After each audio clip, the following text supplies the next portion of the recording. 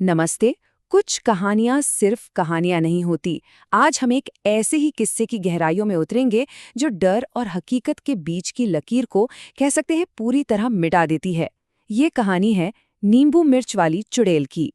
तो एक सवाल तो मन में आता ही है कि क्या ये सब अंधविश्वास है, बस हमारे मन का वहम, या फिर क्या सच में कुछ ऐसे दरवाजे हैं जिन्हें हमें भूलकर भी कभी नहीं खोलना चाहिए। चलिए, हमारी आज की कहानी इसी सवाल का जवाब ढूंढने की एक कोशिश है। तो चलिए कहानी के मंजर में चलते हैं। सोचिए, घने जंगलों के बीच से गुजरती एक बिल्कुल सुनसान सड़क, और इसकी मंजिल एक गांव जिसका नाम है खौफपुर। नाम से ही आप अंदाजा लगा सकते हैं कि ये जगह कैसी होगी।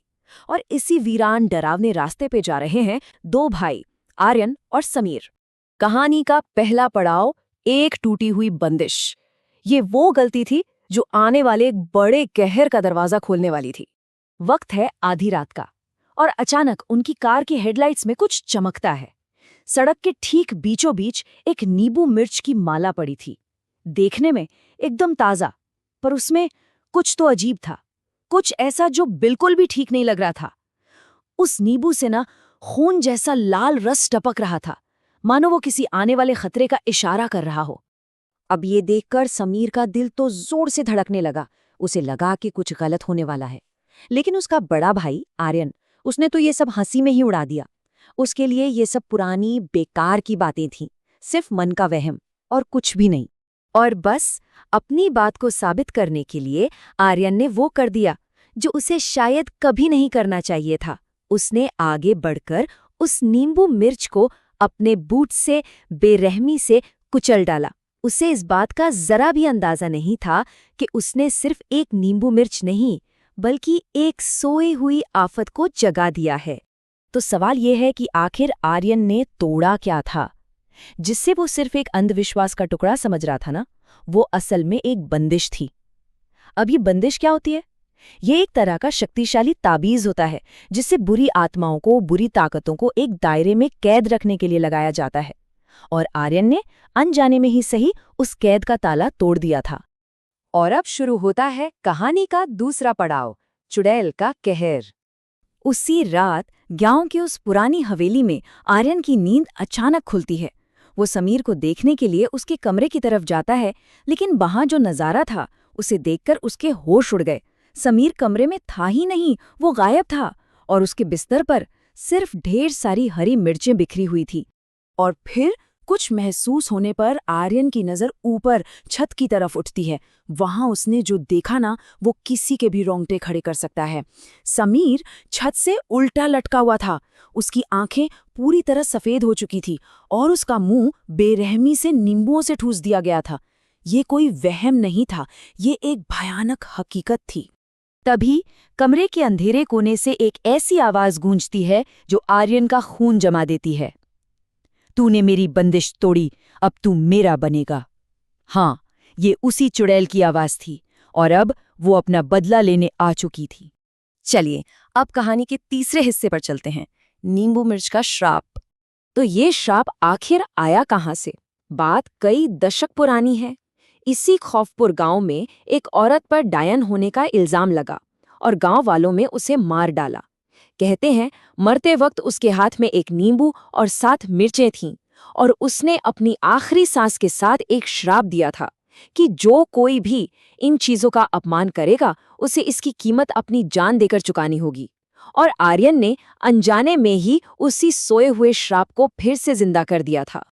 आर्यन किसी तरह हवेली से अपनी और समीर की जान बचाकर शहर की ओर भागता है। उसे लगा चलो वो उस खौफ से, उस गांव से दूर आ गया है, अब सब ठीक हो जाएगा। लेकिन जैसे ही उसने अपनी जेब में कार की चाबी निकालने के लिए हाथ डाला, उसकी उंगलियों में चाबी नहीं बल्कि एक ताज़ी हरी मिर्च और एक कटा हुआ नींबू आया। श्राप गांव में पीछे नहीं छूटा था, वो अब आर्यन के साथ साथ चल रहा था। कहानी का चौथा भाग, रक्त का अनुष्ठान। अब मदद की ये तलाश आर्यन को एक अघोरी बाबा के पास ले जाती है, और बाबा जो सच बताते हैं वो तो और भी ज्यादा डरावना है। वो बताते हैं कि ये कोई मामूली आत्मा नहीं है। उस औरत को धोखे से जहर देकर मारा गया था और उसके शरीर को एक नींबू मिर्च के पेड़ के ठीक नीचे दफना दिया गया था। और बस इसी वजह से उसकी आत्मा हमेशा हमेशा के लिए उस पेड़ से और नींबू मिर्च से बंध गई। बाबा बचने का सिर्फ एक ही रास्ता बताते हैं, एक बहुत ही खतरनाक अनुष्ठान।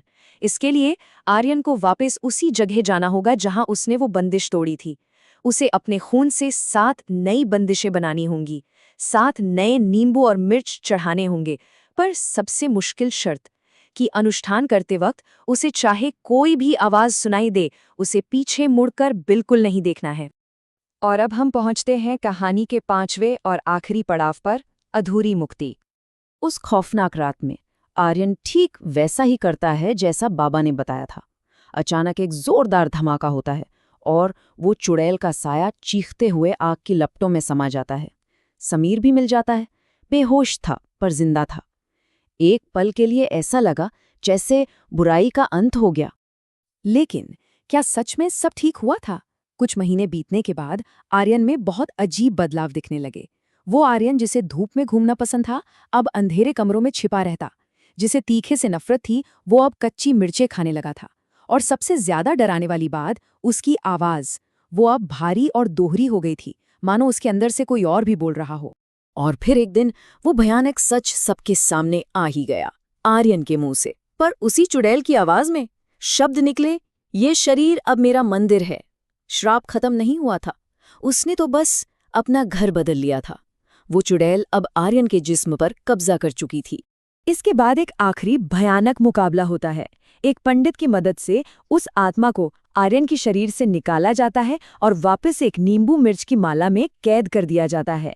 और इस बार उस माला को हमेशा हमेशा के लिए एक संदूक में बंद करके कहीं दूर रख दिया जाता है, ताकि वो फिर कभी बाहर ना सके। आर्यन और समीर की जान तो बच गई, लेकिन एक सवाल पीछे छूट गया। क्या वो आत्मा सच में हमेशा के लिए कैद हो गई, या फिर वो बस सही मौके का इंतजार कर रही है? तो सोचिए, क्या वो श्राप वाकई टूट गया था, या उसने सिर्फ अपना घर बदला था?